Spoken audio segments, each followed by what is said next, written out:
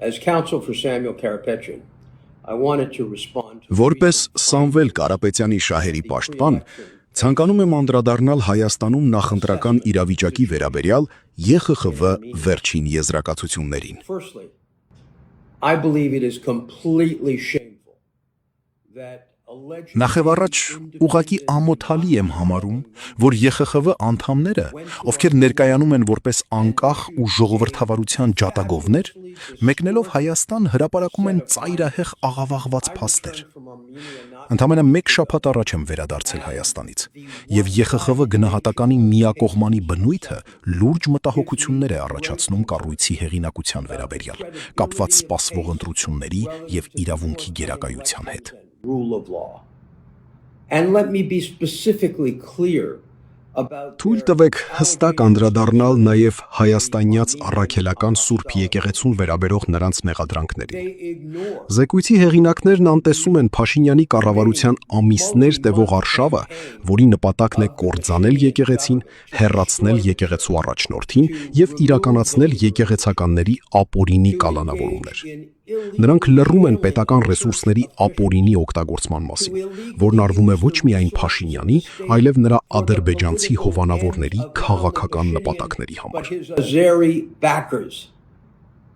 And in fact, they attack the church. Իրականում նրանք հարձակվում են եկեղեցու վրա հենց այն բանի համար, որ վերջինս պաշտպանվում է։ Փաշինյանը փորձում է եկեղեցուն ներքաշել իր կուսակցական հարթակ, հասցնելով իրավիճակը նրան, որ իր օգտին քվեարկողներն այժմ ստիպված են հավատալ, թե քվեարկում են եկեղեցու դեմ։ Զեկույցի հեղինակները չեն հիշատակում, որ Փաշինյանը պառակտիչ գործունեություն է ծավալել հավատացյալներին եկեղեցուց անջատելու եւ իր քարոզարշավի շրջանակներում եկեղեցին բառացիորեն կործանելու համար։ To literally destroy the church as part of his election campaign. All the church has done. Այնինչ արել է եկեղեցին, իր բացառիկ կարգավիճակից բխող պարտականությունների կատարումը եւ հայաստանյան հասարակության մեջ իր դերի մասին անհերքելի փաստերի արձանագրումն է։ Սա միջամտություն չէ։ This is not an intervention. Ավելին, սա ընդամենը չափազանց զուսպ պաշտպանություն է Փաշինյանի եւ նրա խմբավորման ապօրինի, իսկ ոմանց բնորոշմամբ հանցավոր գործողությունների դեմ, որոնք ուղղված են պետական ռեսուրսների չարաշահմանը ցանկացած տեսակի ընդդիմության դեմ։ Արևմուտքի անսահմանափակ աջակցությունը, նրանց քարոզչությունը եւ միջամտությունը Հայաստանի ընտրություններին տեսանելի են բոլորի համար։ Որպես մարդ, ով վերջին 45 տարիների ընթացքում պայքարել է իրավունքի գերակայության համար, ես սարսափած եմ արևմտյան այն առաջնորդների վարքագծից, ովքեր ընտրություններից ընդամենը մեկ ամիս առաջ մասնակցեցին Փաշինյանի նախընտրական միջոցառմանը։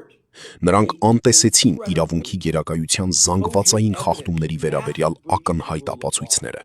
ինչը լուրջ կասկածի տակ է դնում արևմտյան այն կառավարությունների գործունեությունը, որոնք տարիներ շարունակ փորձել են խթանել ժողովրդավարական աճը նախկին խորհրդային ազդեցության գոտուց դուրս եկող երկրներում։ Մենք դատապարտում ենք ցանկացած տեսակի միջամտություն ընտրություններին, լինի դա ռուսական, ադրբեջանական, թե ամերիկյան։ Ես վստահ եմ, այս ընտրությունների ելքը պետք է որոշի հայ ժողովուրդը, իսկ հայ ժողովրդի ինքնության հիմքում նրա եկեղեցին է։ Շնորհակալություն։